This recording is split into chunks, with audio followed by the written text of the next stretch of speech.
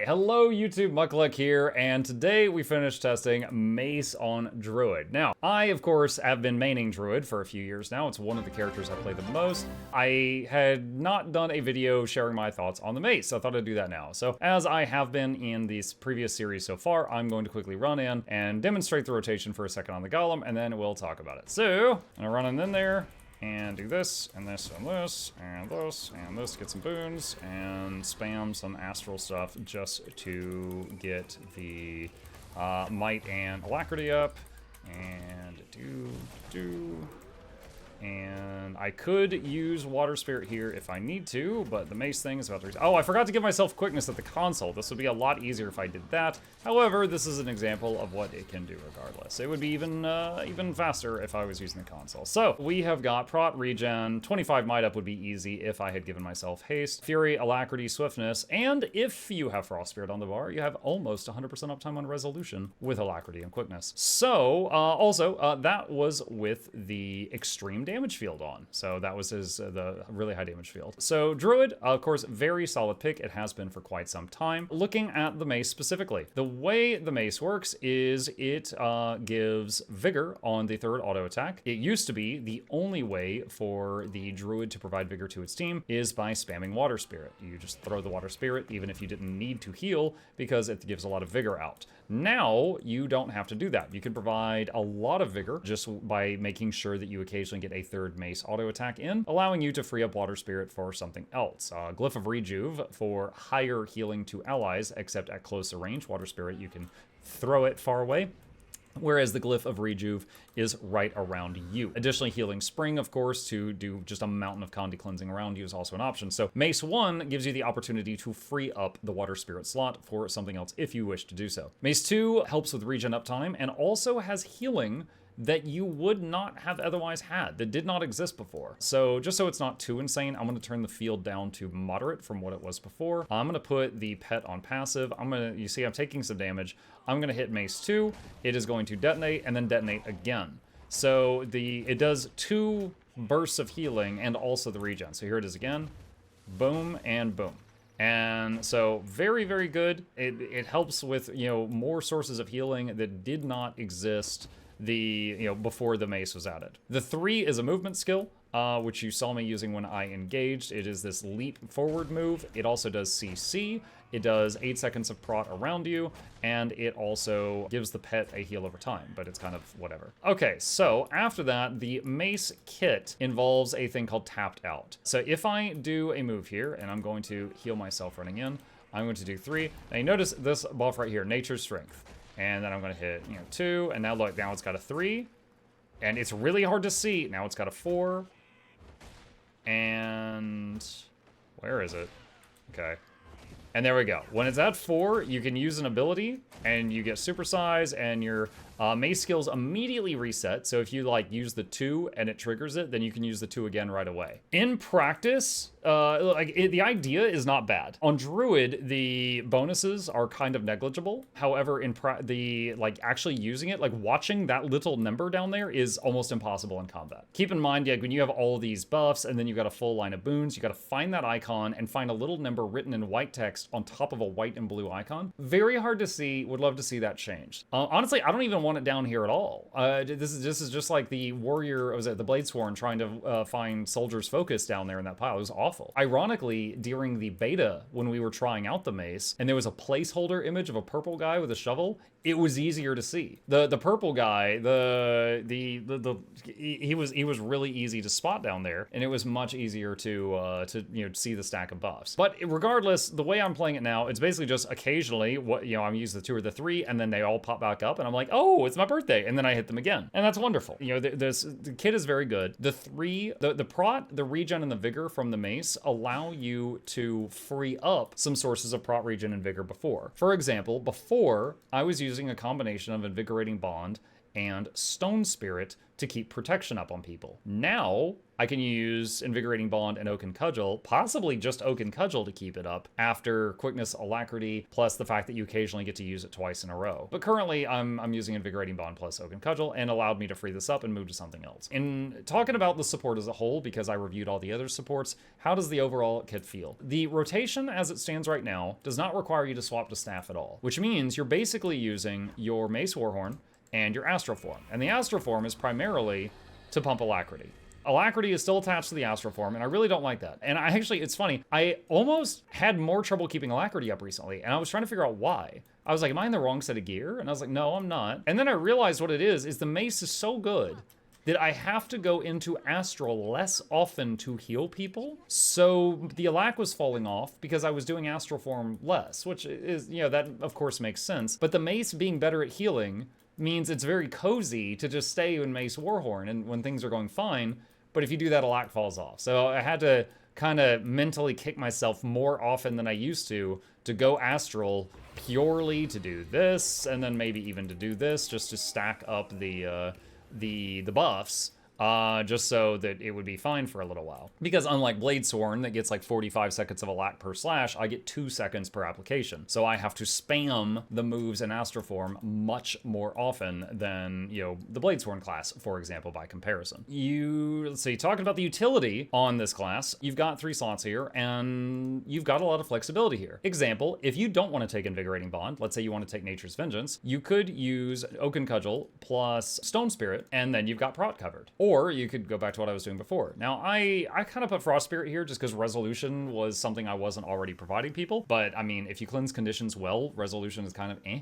So you could easily get rid of that. All 3 of these can be changed. I like running Search and Rescue because I like saving people, and Search and Rescue is instant. So, like, if someone goes downstate in something like the Chains on Whisper of Jormag or a pile of puddles on Bone Skinner, like, they will die so fast that the 1 second cast time of Signet of Mercy or the 2 second cast time of Warrior Banner cannot save them in time. It's too quick. But Search and Rescue is instant. It just instantly will pull them out of it, then start reviving them. And it feels nice to be able to do that successfully. So I like having Search and Rescue there. Glyph of Equality is a very nice button because it is 1 stack of stability around you instantly. It is just as responsive as the Tempest stability and the Chrono stability in my recent experience. Much better than the Warrior Banner stability because it is instant cast. Additionally, it is a stun break on you if you need it. Additionally, it gives some protection to your team if you're running Verdant Etching, which many druids do. And additionally, it is a break bar hit, so you could use it just for offensive CC if you wish to do so. It is the only way that a druid can give CC at the moment, other than Glyph of the Stars. Glyph of the Stars, of course, has 2 uses. One, you can just throw it down, and it will constantly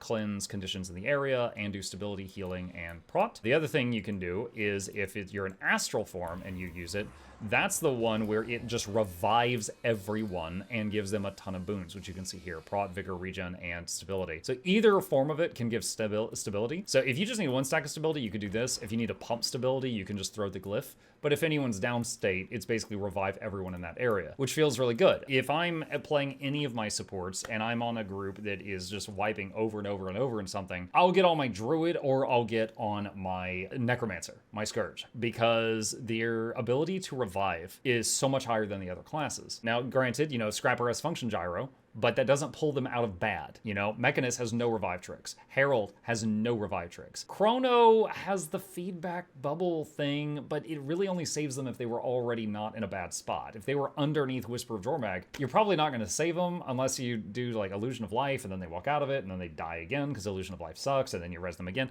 So it's just compared to many other classes' tools, the revive tools are quite strong in this class, which is part of the reason I love it. I usually run 3 because I pug a lot. A group that is running a very organized group might run 0 revive tools on their druid. But Ally's Aid is just if you start reviving someone, the pet joins in and helps you res them. Search and Rescue is the same thing in reverse. The pet pulls them over and starts reviving them, and then you can join in. However, there is a bug. There's a bug that I reported 5 years ago, and it still hasn't been fixed. Actually, it's not a bug, it's a game design, but they haven't changed it. And what it is if you Search and Rescue, pet pulls someone over, and then you start reviving them, it will use your Ally's Aid when you start reviving. And then it's wasted because your pet's already in the act of doing that and it goes on cooldown. So usually if I Search and Rescue someone over and I know I haven't procced this recently, I will not help the pet revive. I'll just let the pet do it so that this tool stays available for use. Because otherwise, if I join in, it will go on cooldown after accomplishing nothing. But yeah, we do have some flexibility here. There's a lot of traits here you can move around. It's basically like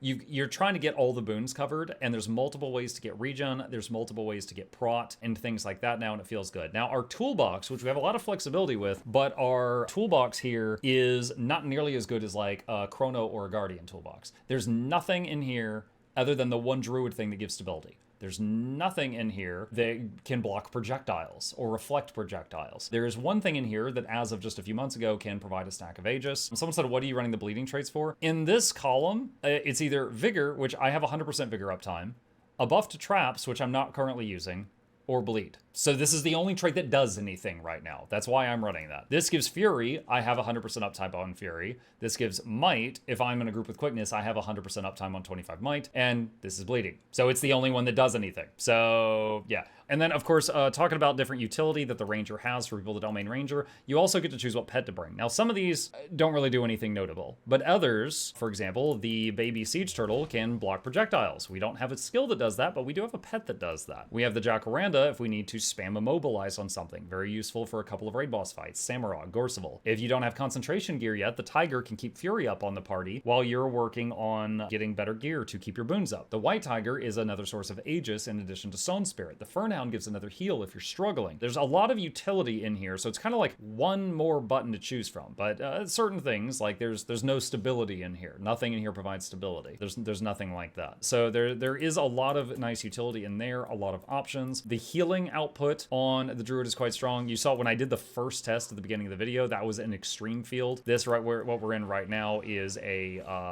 medium field. I will say I am in Giver's Gear. When you're playing a Druid, when you're in this form, you are doing exactly 0 damage, except when you do 1, 2, 3, or 4, it's 0 damage. The 5 does a tiny bit of damage. So your pet is still attacking, and your pet might do 1 to 2 KDPS, but you're doing 0 at that point in time. So I most of the time operate under the logic where if I'm not doing damage for large periods of time, I'm just going to make myself unkillable, because if I'm alive, everyone's alive, unless they stand in puddles on Bone Skinner more than twice in a 60-second period of time, because I can pull them out twice. Now so I'm running Giver's Gear. The number one alternative is Harrier's Gear, which has power instead of toughness. I'm running Transference and Concentration on the Mace Warhorn and the Staff, and I am running, what am I running? Relic of the Monk over here. But there is room for flexibility. So the Mace, excellent addition to the Druid class. It replaced the Axe. It gives us additional ways to get boons that we already had access to, allowing us to move some other stuff around if you wish to do so. The Mace is so good, you're often going between Mace Warhorn and Astral Form most of the time, and that makes it to where I really only go Staff if I need to be like, oh shit, go over there. And then I'll just use the Staff as a movement skill to either get out of something or rush over to someone who needs a medic really badly. Or I might use the 5 to block projectiles on the Staff. The 1, 2, and 4, I mostly just use if I had to swap Staff for one of those other reasons, then I'll use them while I'm there until I can swap back. Except maybe there's one fight in the game, Gorseval, that I might swap to Staff for the sole express purpose of using the 4 to help root the spirits. That's basically it. So yeah, the Mace, excellent addition to the Healed Druid kit. Trying to think if there's anything else here. I definitely had more to say on this class just because I have more experience on it, but I tried to structure it in a way that anybody who might be thinking about playing this could follow along. But yeah, you've got more ways than ever before of getting your different things like regen. You've got regen on the Mace 2. You have regen from this trait here. You can get regen from the Fernhound. You can get regen from Warhorn skills here. You can get it from numerous ways, and you just need to find, combine enough of those ways to have 100% regen, and then you can free up other things. So the whole goal is just finding the pieces that work, that fit you. There really is no one right way to play it when it comes to the traits and the stuff, as long as you've got everything covered, 100% uptime. But yeah, I think that's it at the moment. I do wish they would fix the thing. Like, if I search and rescued someone and start rezzing them and search and rescue's already in effect, I wish Ally's Aid wouldn't proc, because again, it leads to the behavior where I search and rescue someone and then I don't want to help res them, because then that will burn a second revive skill. still. I just want to stare at them and wait. And they're like, dude, why aren't you helping me? And I'm like, just give it a minute. The pet will get you up. And they're like, what?